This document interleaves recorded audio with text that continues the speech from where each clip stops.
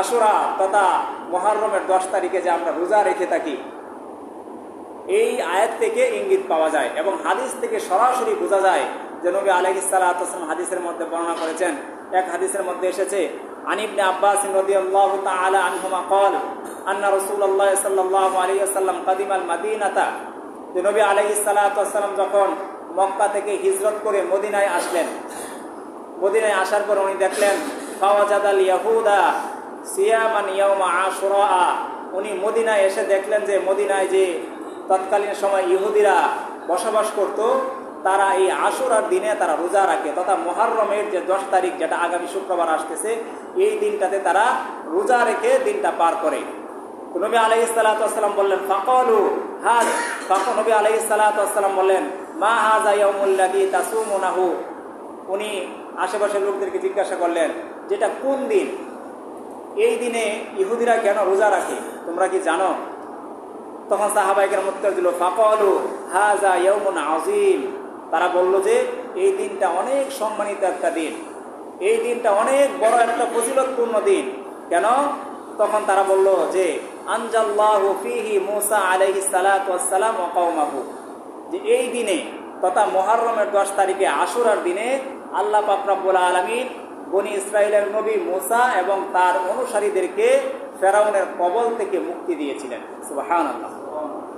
প্রসিদ্ধ ঘটনা আপনারা জানেন না, যে মূসা আলাইহিস সালাতু ওয়াস সালামকে এবং মূসা আলাইহিস সালামের গোত্রের 12টি দলকে ফেরাউনের বাহিনী তাড়িয়ে নিয়ে যাচ্ছিল তাদেরকে ধরে নিয়ে আসার জন্য, কিন্তু প্রত্যন্তরের সামনে বড় এক সমুদ্র পড়ে, সেই সমুদ্র আল্লাহ তাআলার কুদরতে মূসা আলাইহিস সালাম যখন লাঠি দিয়ে সমুদ্রে আঘাত করেছিলেন, 12টি রাস্তা হয়ে যায়, 12টি গোত্র সেই 12টি রাস্তা দিয়ে সমুদ্র পার হয়ে যায়। ফেরাউন যখন নদীর মধ্যে প্রবেশ করে, এই সমুদ্রে প্রবেশ করে, তখন আল্লাহ তাআলা ফেরাউনকে এই পানির মধ্যে ডুবিয়ে মেরেছিলেন আর মূসা আলাইহিস সালামকে এবং তার অনুসারীদেরকে বাঁচিয়ে দিয়েছিলেন। আর ওই দিনটা ছিল এই মুহররমের আশুরার 10 তারিখ তথা মুহররমের 10 তারিখ।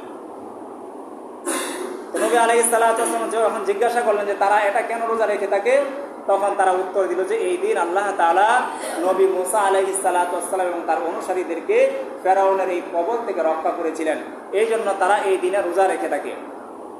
তারা বলল ওয়াগাররাকা ফিরআউনা ওয়া কওমাহু ফাসামাহু মূসা আলাইহিস সালাতু ওয়াস সালাম শুকরান ফানাহনু নাসুমুহু, এই দিনটা যেহেতু মূসা আলাইহিস সালাম নিজে রোজা রাখছেন, আমরা যেহেতু মূসা আলাইহিস সালামের অনুসারী, তারা উত্তর দিল যে আমরা মূসার অনুসারী হিসাবেও আমরাও এই দিনটাতে আল্লাহ পাকের শুকরিয়া আদায় স্বরূপ রোজা রেখে থাকি। তখন নবী আলাইহিস সালাম কি উত্তর দিলেন? ফাকালা রাসূলুল্লাহ সাল্লাল্লাহু আলাইহি ওয়াসাল্লাম ফানাহনু আহাক্কু ওয়া আওলা বিমূসা মিনকুম। সুবহানাল্লাহ।